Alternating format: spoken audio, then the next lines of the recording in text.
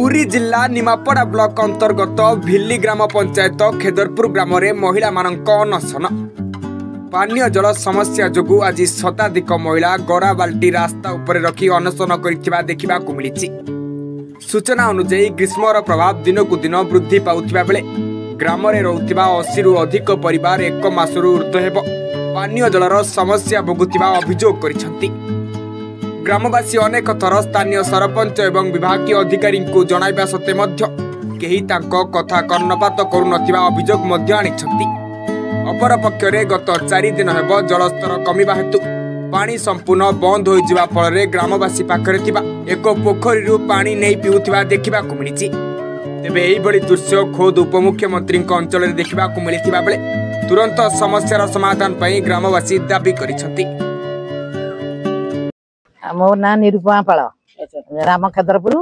निरुपमा पाल कौन पे आज एते संख्या महिला समय आगर सरकार थिले 2 किलोमीटर हमरो मोटर अछि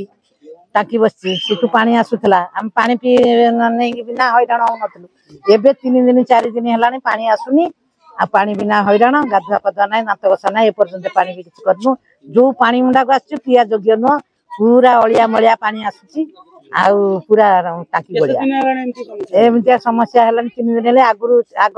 सरकार थिले जहाँ पानी आसला भल होता ये जो सरकार छाड़िले टोपे टोपे पानी से किसी अलिया आवर्जना आउची पानी ठीक नहीं आमे भी पाउनु आम समस्या अब गड़िया पानी नहीं करी छाणी करी फुटे पीऊँ आ कौन करूँ अभियोग कौन करू वार्ड मेंबर को कही पानी टांकी वाला कहूँ सरपंच को जनईचु कई शुणुना कि कहूना हाँ आज आसो काली आसो आज्ञा आम गाँव को आउ 2टा मोटर टाकी दिंते बसीगले सुविधा हाँ आम चलिया बिना एत लोक चलिया बिना पिला छुआ धरिक चलिया हैरान गड़िया पोखरी अपरिष्कार से पानी नहीं पीऊँ खाऊँ आ कौन कर मो ना गगन बेणी लंका मु खेदरपुर ग्राम सभापति कौन कहे आप सभापति अच्छे गाँव में आज शताधिक महिला एकत्रित होती गरा बाल्टी सब ठिया अनशन कला बेले बच्चे कौन समस्या आम आज आम बर्तमान गाँव टोपा पानी पड़ूनी जो पाइप अच्छी से पाइप रे बिल्कुल पानी आसुनी बर्तमान मसे पानी बिल्कुल पड़ूनी लोक गाधे पारना अने खाइबा भी पानी ना जो गाड़िया आसी या नहीं छाणी से पानी पीऊ आम सरपंच को कहीचु नोमिनी कहीचु समस्त को कहीचु से किसी यार पदक्षेप नहीं ना आम बर्तमान पानी पीबार हताश होचु। अच्छा एबे कौन दाबी कौन रोचे एबे दाबी अच्छे आम गाँव जब गोटा टांकी बसब आम 70-80 घर अच्छु गोटे टांकी बसले आम गाँव ठीक भाव में पानी तो पाइबू जदि पानी आर टांकी न बस व्यवस्था न करेंगे आम रास्ता जाकि रोड धर्मघट कर